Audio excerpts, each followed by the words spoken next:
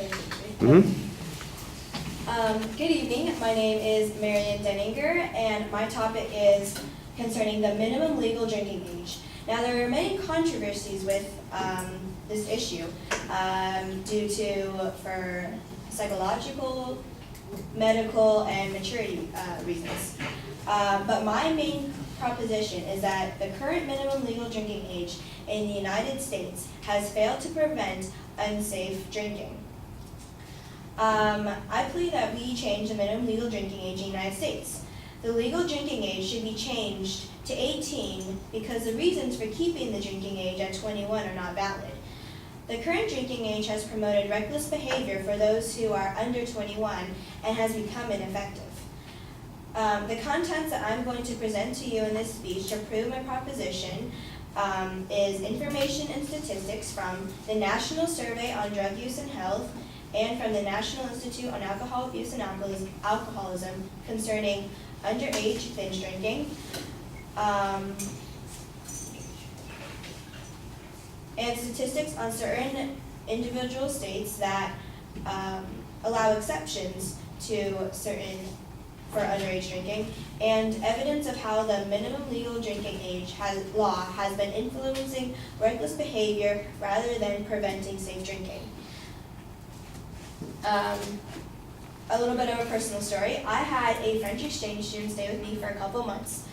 He would talk about how the American culture was different from the French culture. For instance, alcohol consumption. When you're 18 in France, you are allowed to drink and drive legally.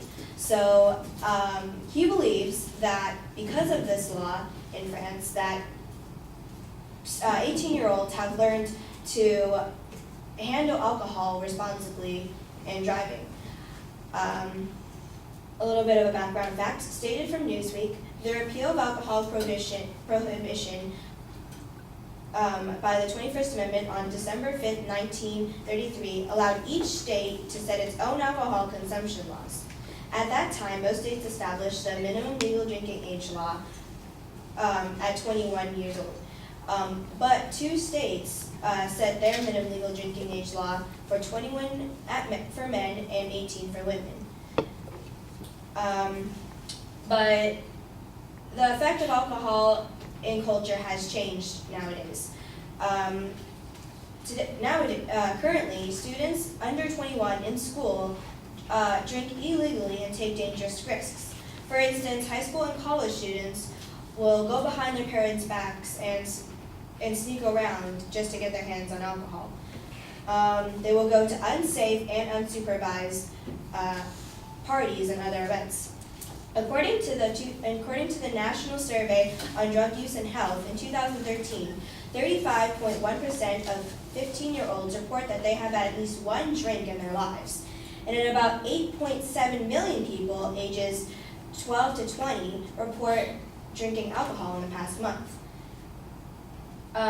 Many people under 21 are active in binge drinking. Binge drinking is the most common pattern of excessive alcohol use in the United States. The National Institute on Alcohol Abuse and Alcoholism defines binge drinking as a pattern of drinking that brings a person's blood alcohol concentration to 0.08 grams % or higher. The Center for Disease Control and Prevention says that about 90% of the alcohol consumed by youth under the age of 21 in the United States is a form of binge drinking. In 2013, the National Survey on Drug Use and Health have approximately calculated that 5.4 million people have engaged in binge drinking from ages 12 to 20. As well as 1.4 million people have engaged in heavy drinking. Heavy drinking is when someone has 5 or more drinks consecutively for 5 days. Students are drawn to the thrill of drinking illegally and are pulled into the peer pressure of wanting to fit in with others when others are drinking illegally. Underage people, people who are under the age, who know 21-year-olds will take dangerous risks by asking them asking people who are 21 years old to buy them alcohol. Universities are especially concerned with unsafe drinking on campus And because of that, 135 colleges signed a petition agreeing that the drinking age needs to be lowered. Along with that, car accidents because of the current drinking age. Car accidents are mostly caused by the newly legal drinkers. In 2009, 21 to 24-year-olds age group had the highest percentage of drivers in fatal crashes with a blood alcohol concentration levels of 0.08 or higher.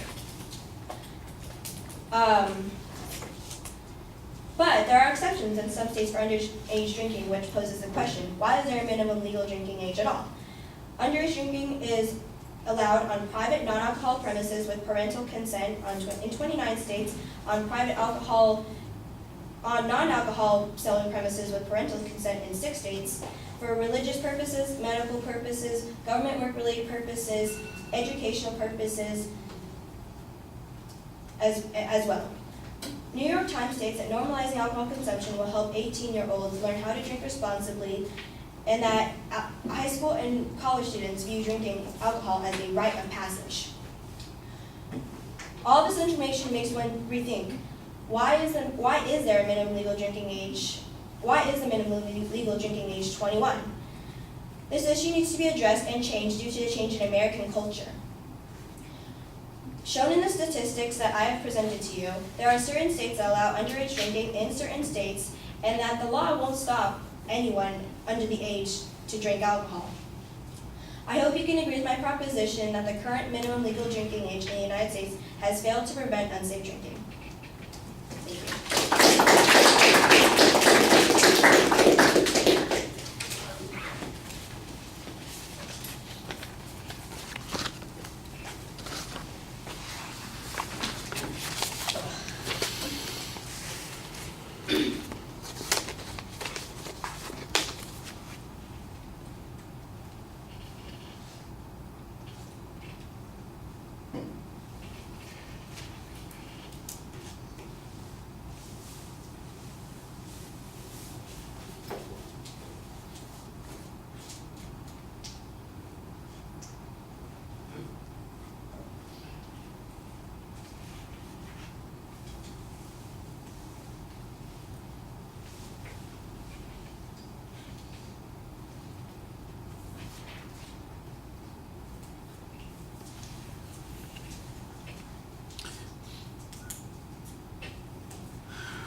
All right, well, the proposition's identified, but then you immediately kind of back away from the proposition and go into claims of policy and value, which I thought was a little strange when you went to all the extra effort to say that your real focus is going to be on this other thing. Now, the argument that you say is that you're going to prove is that it's failed to prevent unsafe drinking. So I think that that's where you want to focus on in the supporting points, and the evidence that you have about binge drinking existing among people under the age of 21, I think is probably the most directly applicable to that argument.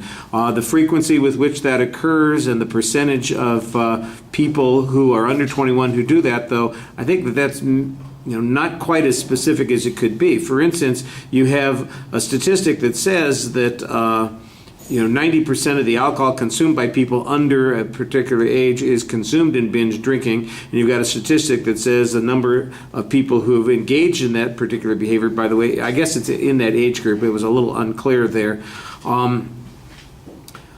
That's the information I think applies the most to your argument, and it's is the clearest to the point that you were trying to make.